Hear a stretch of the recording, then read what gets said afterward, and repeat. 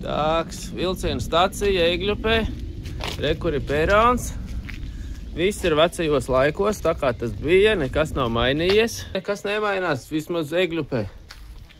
Perons kāds ir bijis no padomu laikiem, tāds viņš arī ir palicis.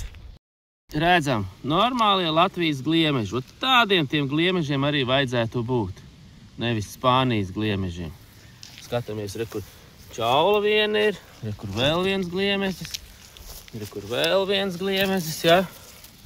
Nu, šitie ir īstie, normālie, lielie Latvijas gliemeži. Pilnīgi prieks viņus ieraudzīt, tad, kad tu esi cīnījies ar Spānijas gliemežiem kaut kādiem. Ja, tā kā, paskatāmies, kur vēl viens māziņais liena.